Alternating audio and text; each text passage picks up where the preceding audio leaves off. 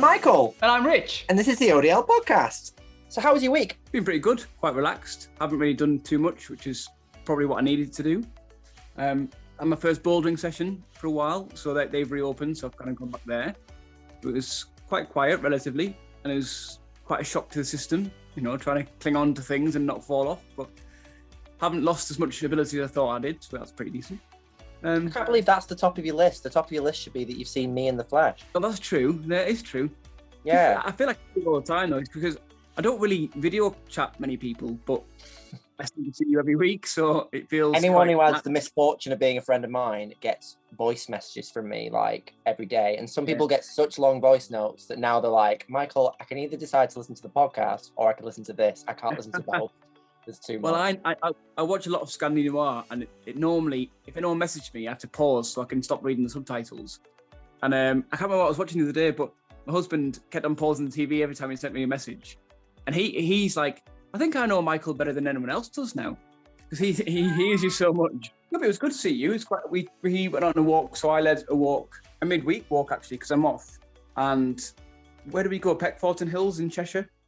Yeah, I booked a day off. I booked a day off for a haircut, and then I changed the day around, and then had the scariest haircut of my entire life, but it turned out to be quite good.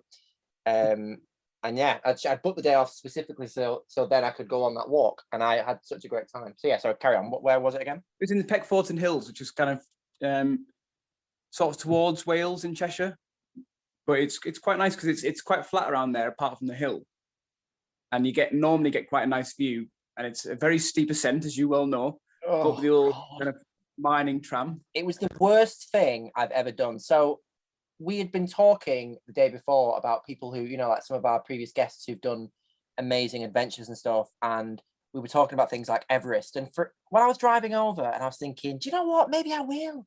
Maybe I'll Google it. Maybe I'll find out. How do I climb Everest? How do I do the research to get, how much money do I need, and how I'm going to do Everest? I'm going to do it. I'm going to be in my family being like, well, you might have done this, Nick, my brother, or you might have done this, Laura, my sister, but have you climbed Everest? No, you've not.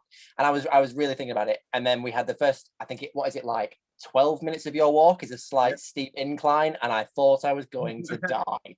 So maybe not. Like I said at the time, it's your own personal Everest. It was my own personal Everest. It was, to anyone listening thinking, oh my God, like, because I mean, anyone that did, again, I know we mention it like every week, but the Skiddaw one, going up that, I was at the back, I was so slow, and going up that, it was kind of like steep for a bit, and I thought, no, I'm okay, my heart's pumping, and I'm kind of, because it was right at the beginning of the walk, I was still like chatting to someone that I'd not seen for ages, and we were chatting, got onto this bit of the walk, and I sort of said, I'm going to have to stop talking now because I can feel that I'm losing my breath.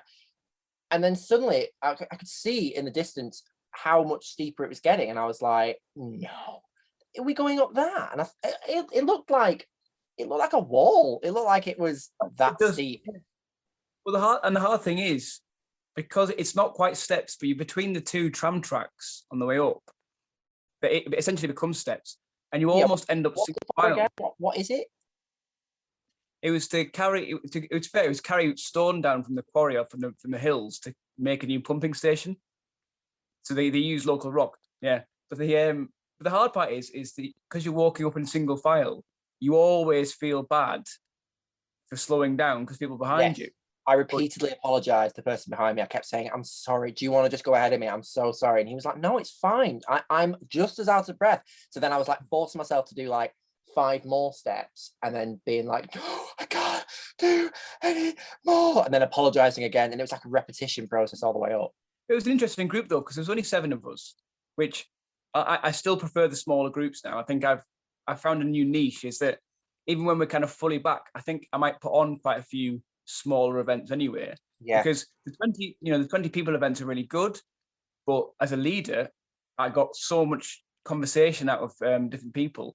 Like when there's only 7 of us, 2 people on their first walks with ODL. 1 person was their very first event, and then a 3rd person who basically only joined about 2 or 3 weeks ago, but had got stuck in straight away, and it was about his 10th event within 2 weeks. Yeah, because at one point I was walking at the front with you, and then I dropped back at one point, and I was chatting to like one of the new members, and then I dropped back again and was chatting to some people that I already knew, and it was like everyone kept kind of mixing and matching. It was really nice. Whereas, and I've nothing wrong with the big group events. I think coming out of lockdown, like, I think in the past I'd be like, a small group of 6 maybe feels a bit too small. But I think coming out of lockdown, because we've been so used to being so isolated, it would Yeah. be, as much as I'm a social butterfly, it'll be a shock to the system if I go straight back into like giant groups. Yeah.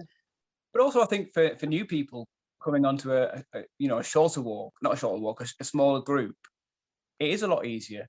You know, and now I think if I was a new person going onto a 20-person walk, you lose yourself a bit. You know, you tend to get a few groups sometimes, and you think, well, how do I get myself into a conversation?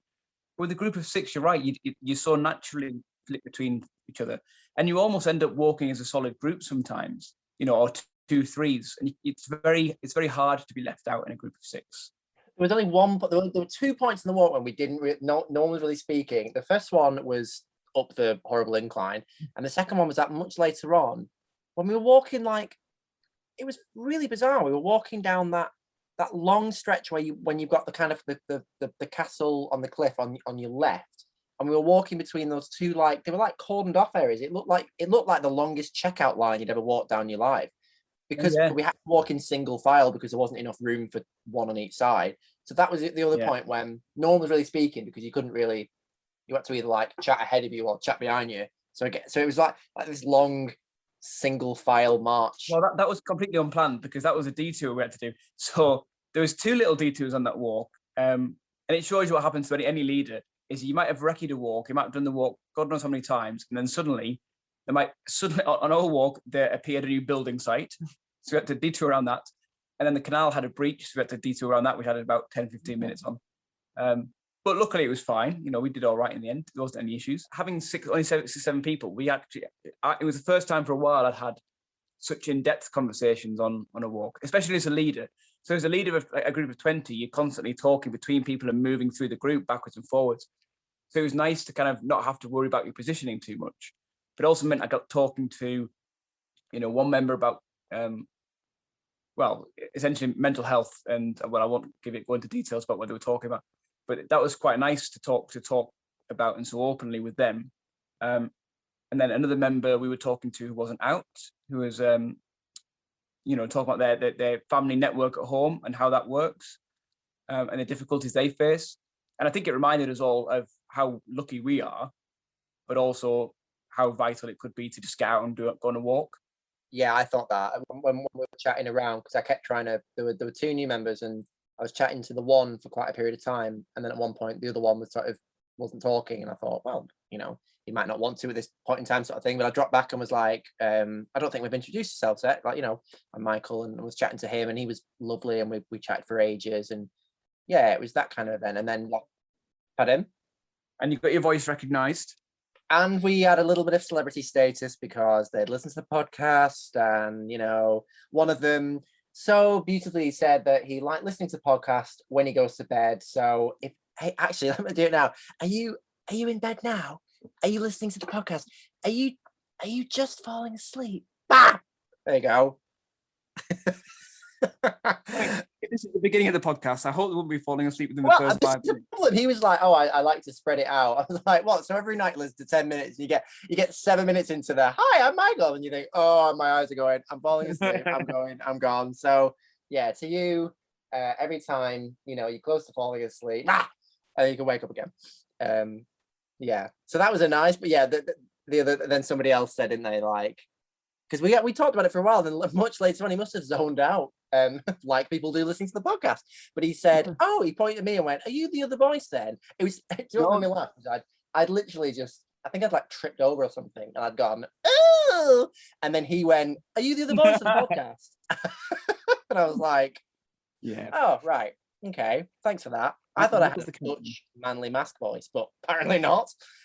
It was a gorgeous walk though, and we had such good weather for it. Like, I caught the sun yesterday, so I look a bit red today, and like it was forecast to be a bit chilly and windy, I think, and it was just a beautiful day. And yeah, it was just really lovely. I know we had the slight detours, but we had that one bit where we were walking through like a barren cornfield, but that was quite fun. I like that. Oh, and then what was that other bit we were walking through? Because you'd put on the event, only well-behaved dogs, and Cliff was he was like, I don't know what he was on that day. I don't know what the catnip is for dogs, but he was on it. And we were going through that plowed field where he was he was unplowing it. So my dog Cliff is just so full of energy. Actually, he was relatively well behaved. So for him, it was only that one particular field. So he has, like, I call it open field syndrome. So as soon as he sees an open space, he just wants to run about. And because this field had just been plowed, and it was just like, it was all kind of neatly things, he just saw it as a massive pattern that he wanted to run around on.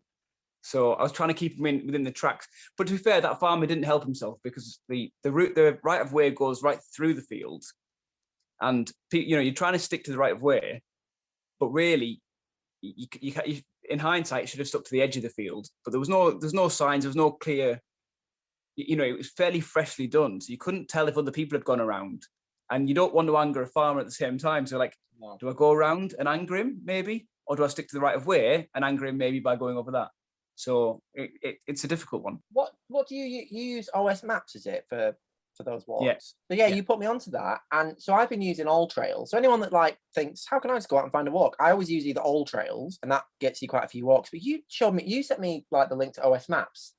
I'd never heard of it, and I was looking at some of the walks near me. Just like thousands of just like walks, like routes on OS Maps, like hundreds of them. There's, like, near me. I thought there were routes that I knew, and there were just like so many to discover. So I'm really excited now, because I'm just going to start trying to do a few of them. Yeah, I pay $3.99 a month. If you pay for the year's subscription, you can get discount through OutdoorLads. I design all my routes on there, and it means you can also download the route. So if you're in the mountains, you download it and you've got the map there that you can use and keep your GPS on top of it. I always have the paper map with me as well, but that's more, for me, it's more of a backup. I tend to use my phone more and carry an extra battery pack. But everyone has their own way of their own apps and doing things. As long as you know what you're doing, then you're safe, that's fine. Yeah, I'm not talking about going off-road in the Peak District. I'm talking about going up the road in, like, Ramsbottom, but you know what I mean? No, like, but on the OS maps, because the OS maps are like the government's branch for mapping, it has every right of way on there that's known. So it's the most complete version of anything. It still misses some paths, like, especially in, like, local woods and forests and things. There's loads of paths that aren't marked on, but the main ones always are. Because a friend of mine was saying, oh, I want to go on that walk you were talking about the other week, but it was another friend of mine who had found the route. So I couldn't remember. I was looking at it on maps and I was zooming in, like, I could just see trees. I can't remember the way we went. I don't want to be, like, constantly lost. So I went on OS Maps and zoomed into the car park where we started, and there were like 1,000 circles appeared, and I was like, oh, which one is it? And I managed to find it a bit further up the road, but I was like, this is amazing, because now I could just be like, right, I want to go walking somewhere around there, and then just find, like, an absolute splendor of loads of different routes. You can use everyone else's walks that they put on there as well. Yeah, and people save them, don't they? Yeah, it shows you the elevation, shows how far it'll be. It uses Naismith's rule, so it tells you roughly how long it should take to walk as well, and it's fairly accurate for most people. So we should say that this week we don't have a guest. Sadly, we've been left in the wilderness without a guest. Yeah. We do have a very special guest coming up next week, which we're very excited about, and we will promo the hell out of that. But we are still on the lookout for some guests. I've put some feelers out. There's a few people who have been prodding very, very, very, very, very, very annoyingly to come on the podcast.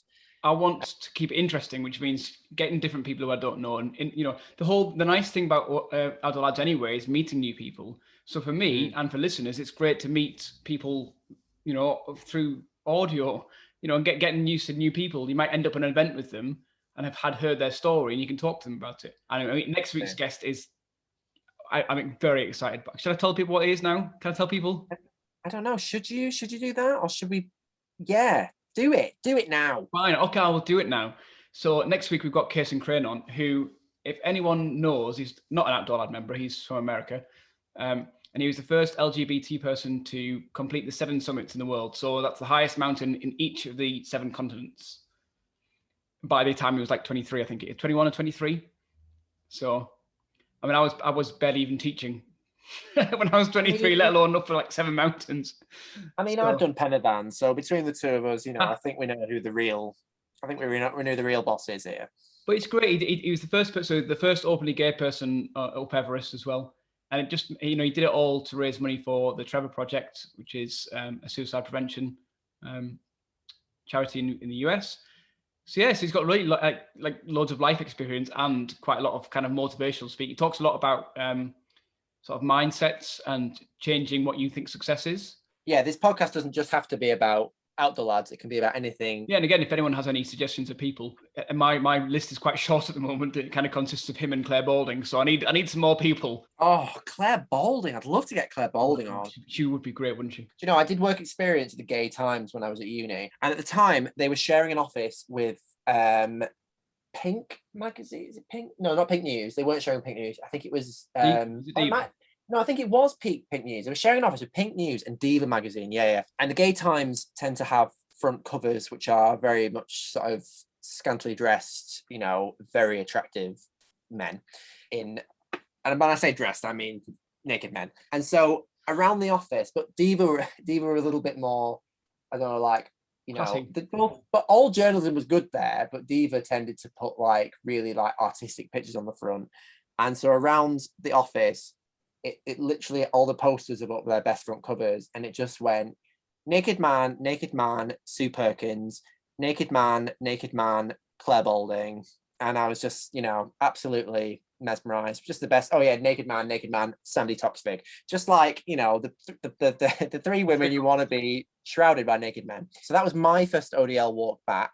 How many have you been on now? Two, and then 2 and some climbing events. So what was it? Because this is in the kind of back with a bang, isn't it? So what was your first back with a bang event like? So my first back with a bang event, I got to admit, I was a bit nervous. I did the survey, you know, the back with a bang survey about you know, how well you'd cope with a big group and would you go to these types of events. And I was kind of optimistically saying, oh, I'll be fine with a group of 20. And actually this was only a group of, I think, 7 of us in the end. And that was enough for me. It kind of eased me back into events and being around people again and having to be social. And, you know, I happen to know most people who were on the walk anyway from previous events, mostly from camping actually.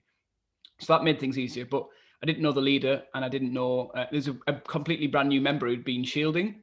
So it was their kind of first event, is their first walk outside of shielding. We happened to be very, very similar. He was almost an Anglican priest. He was a teacher as well and also liked Scandi Noir. So I was like, oh my God, this is just me.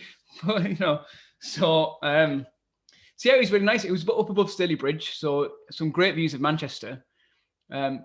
It wasn't that long a walk. The weather turned out to be brilliant. Cold, but like dead nice. But it was just nice to be out. And I managed to kind of get talking to people again. Got a few audio clips, which I'm sure by your magic you will edit in. I will. So yeah, got talking to Jane Russ, who are they're kind of a sweetheart couple of ODL. Yeah, it was just really nice. You know, for me anyway, it was quite nice not leading a walk. It's been a while since I've been on a walk that I haven't led. So, you know, I lost all my sense of direction. I kind of just engrossed myself in conversation and listening to people. And it was just nice to be out. Because, you know, it's like when you've been on Zoom or you've been on, like, you know, at work and you have to really pay attention and you're giving eye contact and things. I forgot how nice it was to just walk alongside someone and have that neutral space in front of you where you can just talk. And it's not across a table. It's not awkward. It's just out and about and you're constantly going between people. And oh, it was just so refreshing. So hi everyone, we're currently on a walk around Staley Bridge, just on the hills above, looking over Manchester. Straight ahead, Adrian, one of our previous guests, is chasing after his dog, who's just ran off the lead. It's quite a comic view to see. But I'm joined by Jane Russ, they're one of ODL's sweetheart couples. Oh. So, how did you two meet? So we were both booked on the Glossop Walk back in March 2019. Yeah, because you couldn't remember that, did you? What, how can't you remember your first event with? No, that wasn't my first event. My first event was Peter's social in Liverpool. No, but your first event with each other. How you met? Oh yeah, I can remember that. Glossop, because it was horrendous. So why was it horrendous? What, weather-wise? Yeah, it started off pretty much as a day like this, and then as we got to the top of our ascent, it turned into gale force winds, torrential rain. We were completely soaked. I had no change of clothes, so I sat basically semi-naked in a pub, shivering. So already more entertaining than yours, Adrian. So we've all just stopped for lunch, and I was just saying a second ago, it's quite nice that you kind of tricked back into normality. Yeah, very much so. It's nice to see old faces, and then it's kind of like not old-looking faces. No, it's nice to catch up on what everyone's been up to, because we've all kind of taken different paths since lockdown started. Like I myself has gotten into gardening and house plants. What's your favourite event then? It's got to be Big Spring Camp. For me, it just brings everyone together. There's like borderline 500 people together. It brings people from all over the country, and as well as that, it's just the events. The events that are showcased, they just fit every sort of. What did you do last year? Last year, we locked ourselves together in the house. We locked ourselves together. Oh right, okay. Yeah, I was gonna say, that's not part of audio. We self-isolated. In 2018, I can't even remember what we did. See, I didn't do anything. It feels like a lifetime ago. Well, I didn't book into anything. Did you do any events that day? Well, that weekend. I did the water rafting. Oh, the sea one. The river. Oh, the river. Which was really good. I really enjoyed it. I don't mind if it's freshwater, but there's one year they did sea kayaking. No. My big fear not is a chance. tipping over and not being able to get up. I just can't. Yeah. I can't imagine what I'd be like if it did. Well, and tides and things, and the waves are stronger at sea. I think. I don't know. I went on zip lining. I did the zip lining across the caverns. That was fun. Very terrifying, but very exhilarating at the same time. Well, I know a few people did bounce below, and I was going to do that, but in the end, I didn't book onto anything. I had a relaxing weekend and just had a walk around like near the waterfalls nearby, and down in Batista Coed. Yeah, it's nice. Yeah, unplanned. There is a lot of choice to be had. Like even if you just wanted a gentle walk along the seaside for an ice cream cone. So how do you pick walks? How do you go to? Because I use that app All Trails. Sounds like I'm doing a podcast plug for it now. All Trails. So how do you recce a walk? What do you do? Well, it really depends on your experience more than anything else. So one thing that's actually quite useful, especially when you're changing your level. So if when you're going out walking and designing your own route for the first time, or designing a new route you might be quite experienced on lowlands. So at the moment, for me, I'm still doing my mountain leader stuff. So I'm trying, recceing a mountain route is much harder for me at the moment. But one good website you can use, I can't remember what it's called now, but so if you're a member of OutdoorLads, you'll get concession prices for certain things. And you can get some guidebooks that are really good. And you can also get some things we get cheaper membership for. And I know, I can't remember if it's still the case, but at one point there was a log on as well that OutdoorLads leaders could use to get walks from website. For me, I don't use them though. I like to create my own routes. That's more because, well, two reasons. One, because I like to have some particular focal points, whether it's a cake stop or whether it's a particular view or a particular place I want to go, or I need to park from a certain car park. And then I like the second part of it is designing the route is quite a mindfulness thing. I think I talked about this last week. It's quite a mindfulness thing for me to join them up. I teach maths. It's quite a logical thing to go from here to here. And then if there's certain, especially what I'm learning at the moment with the mountain routes, is you get certain flash points where there might be a lot of scree, or the contours are really close together. And, I could quite happily go and try it out and recce it, but it's a long way to go. And if it goes wrong, it changes your plan quite a lot. What's scree again? You keep saying it, and I'm like, okay. Oh, scree's it's like loose rock. Okay. Yeah. So it's like loose rock underfoot, and it's normally on the side of mountains or hills. So it's very loose. It could be like shale. It could be anything like that. It's it can slip away fairly fast, so you can lose your footing. A lot of people don't like it, so you have to kind of really mention it if you're on a walk. We have a friend who can't stand it and will not go anywhere near it. Really? Why? What is it? What? Because it's a hazard and it could be potentially dangerous. Yeah, you can easily twist your ankle. If it's wet as well, it can be quite bad. It's usually fine. People who are quite experienced at mountains anyway, it's unavoidable. The higher you go, the more scree there's going to be, because the gradient, you tend to get steeper gradients. And is that what we had like towards the top of Cadair Idris? It got a bit slaty, like it started to get a bit rocky, slaty, a bit like that. Yeah, not as bad. Sorry, that's not as bad for scree, because there's an actual path there and it's a bit loose. But it's when you're trying to make your way down scree. So there's the Lake District is pretty bad for it in parts of Wales as well. But it depends. There's lots of different ways around it. You kind of just have to zigzag around and find, give each other a lot of space. Big Spring Camp, they do that. This is just going completely off topic, because you're talking about scree and slate and things like that. And I'm thinking at Big Spring Camp, there's a point that like that Del Boy in my head creeps in, because when you drive away from, if you do Bounce Below, which is the caving trampolines in Blanfestiniog, which is so much fun, I swear to God, you will sweat more than you ever sweat in your life in the space of 5 minutes. It's amazing. It's proper deep set in these caves. They put these trampolines out, and it's all like neon and like lasery down there and stuff. And it's gorgeous, and there's loads of different levels, and you're bouncing and you look down and there's this huge drop in this cave. So it's a bit of a fear factor in there, but it's all really safe. But near to there is a slate mine, and every time I drive past it, I think, do you know what? I'm tempted just to go and load the boot up with some slate and then take it to some like Christmas market and just write like love, mum, kutch, Live, laugh, things like love. that on it and just sell it. It's the same. Honestly, slate mine's the same up in the Lake District. Yeah, there's just tons of places like that. But no, if People you love slate. Serve a croissant on a slate, and people think they're at a 5-star boutique hotel. So what was Sunday's Outdoor Lads event? Well, so Sunday I went outdoor climbing, outdoor trad climbing. So I'll explain a few. So trad climbing is traditional climbing, which is where the climber, whoever's going up first, will place nuts and cams and gear into the rock, and then they will clip their rope into that in case they fall.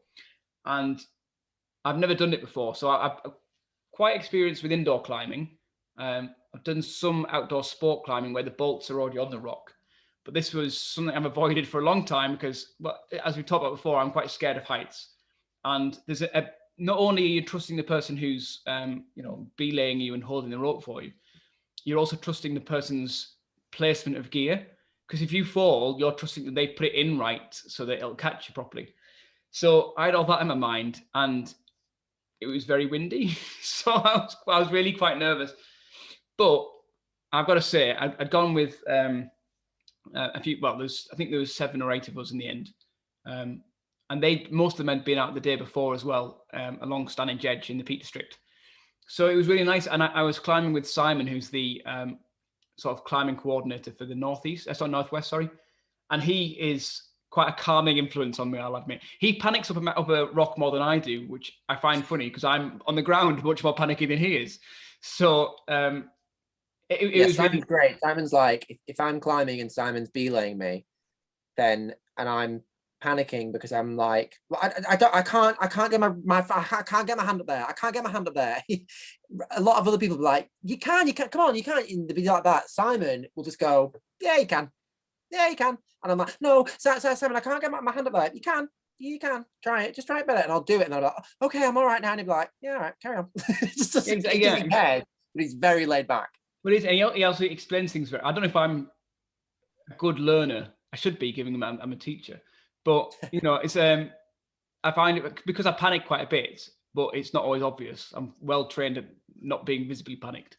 So, when it came to my turn to lead and put the gear in myself, now going up and placing the rope, I'm absolutely fine with. I do that regularly, but placing gear into the rock is something new to me. And I was like, oh, good God. And because you're spending you're hanging from one hand, or you're positioned, and you're trying all the different gear, you get tired a lot faster. So I'm trying all these bolts in. Now, luckily on the first few, it was quite short enough that Simon, I was probably putting more gear in than you would need to do. Because I was that scared, but I was like, actually, I'm going to thing on your first outdoor climb, because I did the same. My first trad climbing outdoor climb, whoever was leading me that day said, because they said, do you want to do a lead? And I went, yeah, go on. And I probably won't do it again, but I did. And they said, put in more gear than you need to, and keep putting the rope through. It's just good. It's good learning just to try and put loads more gear in. Well, it was useful because Simon was able to climb up roughly next to me, quite low up, and was checking my placement, and that just gave me a bit of reassurance. And then, then I got to the top. It was fine.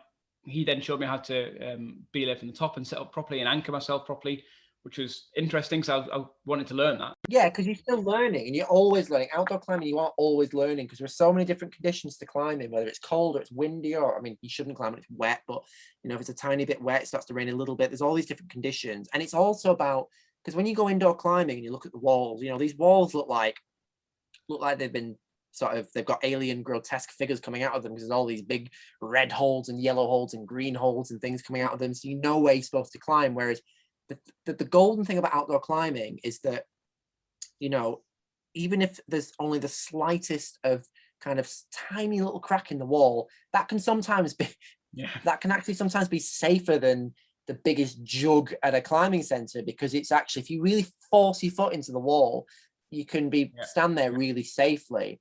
And outdoor climbing is really bizarre because although they grade these walls to say that, you know, people have been climbing on these walls for hundreds of years and they've named them some of the most bizarre names in the universe. Boyd's Crack was my favourite one from this weekend. Boyd's Crack. There's a lot of outdoor climbing with, you know, get your hand in the crack and all that sort of stuff. And it's, you know, depending on your maturity level, you get over it. But they get affected by weather. So people do go back and they assess them again, because where one climb is suddenly the rock has eroded away a bit, it's either now even harder or maybe it's easier because actually there's more grooves in the wall now for you to get your feet and your hands into. But they, you know, you do these climbs and there's just this sense of I love indoor climbing. I love the routine of it, but outdoor climbing, I always think there's a proper sense of achievement after doing them, because, you know, you do feel very much, you do feel very Bear Grylls in the wild, don't you? It was just different for me, and I wasn't quite, I didn't know what to expect, and I was very, very pleasantly surprised, which was a nice feeling. But Yeah. I think a lot of the anxiety beforehand was that I hadn't been on events for a long time. I hadn't climbed for a long time. It's like camping. I've not camped now in over a year, which is such a sad thought. Like, I love camping, and I just miss that feeling of waking up. I am the laziest person you'll ever meet, so I don't rise out of bed on a good morning until about 10. And you know, but camping, I always wake up there'll be people listening going, no, you don't. But I do usually wake up a little bit earlier on a camping trip. And I just love waking up, like, and just sitting there. And I love watching my water boil on the fire or whatever, on the stove, and then making a coffee there and just sitting there with a gorgeous view, or just a bunch of friends and sitting there and drinking a coffee with a, you know, a little, I would say bacon butty, but I've gone vegetarian, so fake and butty, and just enjoying just being, you know, out and about and in nature. And I just love that, and I miss that so much. I miss that feeling of camping. I don't sleep better than when I'm honestly on